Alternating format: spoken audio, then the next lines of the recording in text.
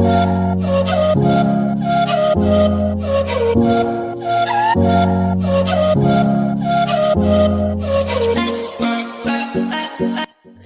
Guys मु बापू आपण समस्त स्वागत करुच्ची मोर चैनल नॉलेज एक्सप्लोर को। आज मु पुणी एक नुआ इंटरेस्टिंग एवं इनफॉर्मेटिव वीडियो आपण मन पाखु नहीं आसी जार टॉपिक अच्छी भारतर इकोनॉमी उपर कोरोनार प्रभाव। दयाकोरी वीडियोटी को एंड पर्यंत देखंतु एवं जदि वीडियोटी आपण मन पसंद आछि तो तबे लाइक शेयर एवं कमेंट निश्चित करंतु। तो फ्रेंड्स चलंतु आउ डेरी न करी आज वीडियोटी को आरंभ करिबा। फ्रेंड्स जपरिक आपण मैंने समस्त जानी कोरोना समग्र विश्व अर्थनीति को दोहलाई दे अछि। एथिरु विश्वर बड़ बड़ इकोनॉमी माने मध्य बाद पड़ी ना। एपरिक सर्वबृहत इकोनॉमी कुआजाउथबा यूएसए मध्य एथिरु बाद पड़ी नाही। भारत वर्ष मध्य कोरोना द्वारा बहुमात्रा प्रभावित होई अछि एवं भारतर जीडीपी ग्रोथ रेट अविश्वसनीय मात्रा रे ह्रास पाई अछि। आज आमे देखिबा जे भारतर इकोनॉमिक ग्रोथ रे केते एवं काहेकि डाउनफॉल देखा जाय अछि। वेल तो यहाँ बुझा पूर्व प्रथमे बुझा जे गोटे देशर इकोनॉमिक ग्रोथ बा जीडीपी ग्रोथ केउ केउ फैक्टर उपर निर्भर करता है। गोटे देशर जीडीपी ग्रोथ मुख्यतः चारोटी फैक्टर उपर निर्भर करे। First private consumption, second private sector and investment, third से देशर गवर्नमेंट एवं फोर्थ होची से देशर टोटल इंपोर्ट एवं एक्सपोर्ट। एही चारोटी फैक्टर रो गुरुत्व एवं आवश्यकता कोन आमे वन बाय वन बुझिबा।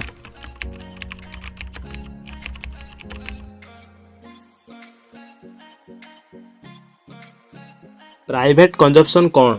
देशर प्रत्येक नागरिक उदाहरण स्वरूप मु एवं आपण निजर आवश्यक सामग्री एवं सेवा गुड़िकर क्रय पर जहाँ खर्च करते होची प्राइवेट कंजम्पशन एवं एइथिरु ही जीडीपी को सर्वाधिक अर्थ जाए।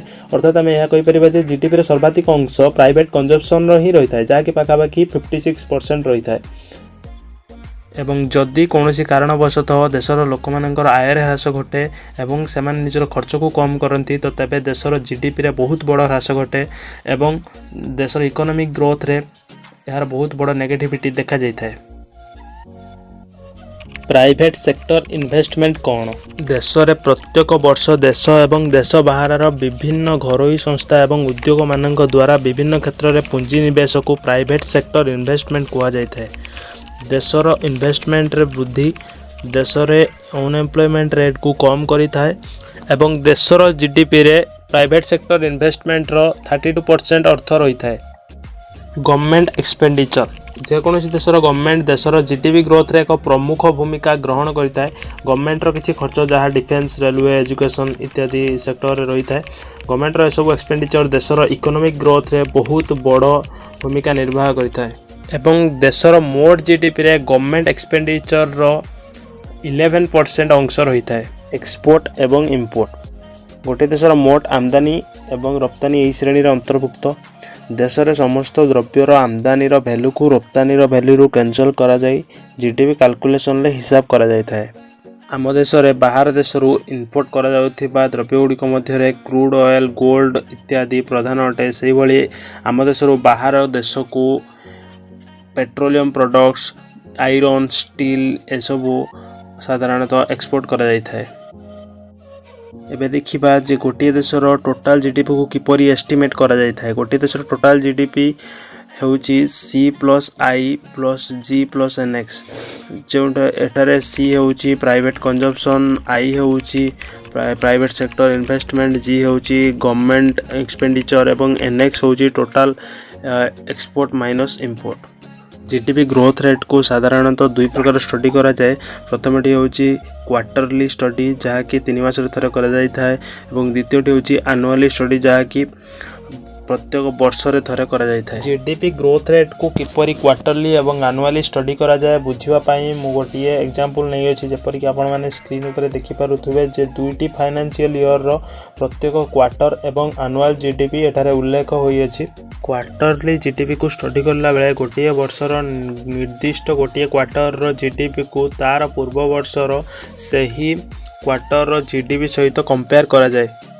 क्वार्टरली एवं एनुअल जीडीपी को किपरि स्टडी करा जाए सेटा बुझिबा पई म एठार गोटे एग्जांपल नै अछि। एठारे फाइनेंशियल ईयर 1 रे प्रथम क्वार्टर रे 100 रुपीज जीडीपी रही और से भाई फाइनेंशियल ईयर 2 रे सही प्रथम क्वार्टर रे 125 रुपीज रही जहाँकि इंक्रीमेंट देखा मिलूँ और एटार ग्रोथ रेट 25% अच्छी जीडीपी वृद्धि हार equal to real GDP minus previous GDP divide previous GDP into 100 जहाँकि एटा रियल जीडीपी क्वार्टर 1 ले रही 125 rupees minus previous GDP 100 rupees divide previous GDP 100 rupees into 100 जहाँकि 25% आसूँ से भाई आम अन्य समस्त क्वार्टर और आनुआल जीडीपी रे जहाँ ग्रोथ रेट रही है निर्णय करें। यही एग्जाम्पल आम देखा पाचन जे क्वार्टर 3 रे नेगेटिव ग्रोथ देखा मिली जहाँकि -25% अच्छी यार कारण हूँ फाइनेंशियल ईयर 1 रे क्वार्टर 3 रो जीडीपी 300 रुपीज अच्छी और फाइनेंशियल ईयर 2 रे एठारे जीडीपी बढ़िया परिवर्ते कमी जाइए नेगेटिव ग्रोथ आम देखा पाँच।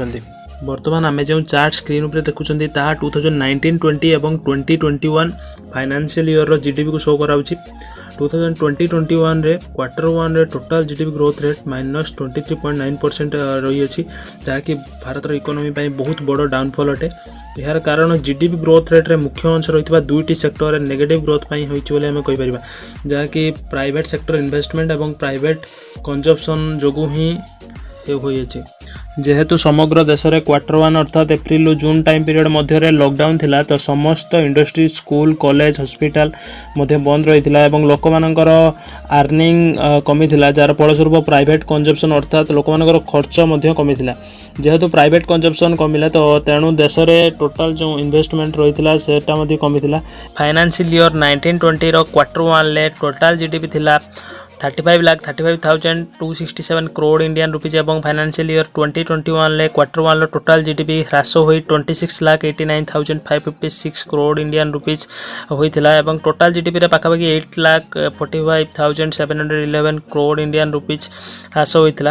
प्रायतः गोटे क्वार्टर रु नेक्स्ट ईयर सही क्वार्टर पर्यंत जीडीपी वृद्धि घटी थाए मात्र ए वर्ष जीडीपी ह्रास होबारु -23.9% नेगेटिव ग्रोथ देखा मिली अछि एवं यही ग्रोथ रेट किपरि निर्णय हुए सेटा मु आपण मानक पूर्व एग्जांपल बुझे सारी।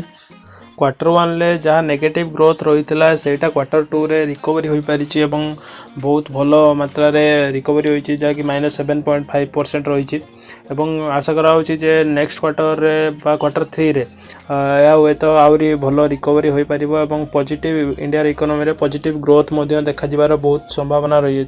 सबु परे भी जेहेतु लगातार दुईटी क्वार्टर आम नेगेटिव ग्रोथ देखा पाँच तो यहाँ कौन भल साइन नुह देशर इकोनॉमी पाई एवं जदि कौन कारणवशतः लगातार दुईटी क्वार्टर देशर इकोनॉमी रे नेगेटिव ग्रोथ देखा मिले से परिस्थिति को टेक्निकल रिसेशन कहुए और टेक्निकल रिसेशन देशर डेवलपमेंट और ग्रोथ रे बहुत खराब प्रभाव पकाई थाए एवं यही इश्यूटी केवल ही जदि क्वार्टर 3 रे पॉजिटिव ग्रोथ देखा मिले ताले ही रिजल्व हो पारिबो। Friends last but not the list question टी को बुझिबार समय वर्तमान आसी जाइए जहाँकि क्वेश्चन टी हम पाखरे अच्छी भारत इकोनॉमी रे केते थर टेक्निकल रिसेशन देखा जाइए भारत इकोनॉमी रे मोट 5 थर टेक्निकल रिसेशन देखा जाइए जहाँकि financial year 1956-57 financial year 1966-67 financial year 1972-73 financial year 1979-80 एवं फाइनेंशियल ईयर 2020-21 एवं सबुठारो रोस्ट टेक्निकल रिसेशन जहाँ रही है 2020-21 रही। तो फ्रेंड्स आज वीडियो रे एतिकी वीडियोटी को एंड पर्यंत देखिथिबार आपण मानक बहुत बहुत धन्यवाद। जदि टॉपिक ऊपर किसी भी डाउट अछि ताले कमेंट बॉक्स रे निश्चित कमेंट करंतु एवं चैनल को लाइक शेयर एवं सब्सक्राइब करने को भूलंतु नहीं। रहूची नमस्कार।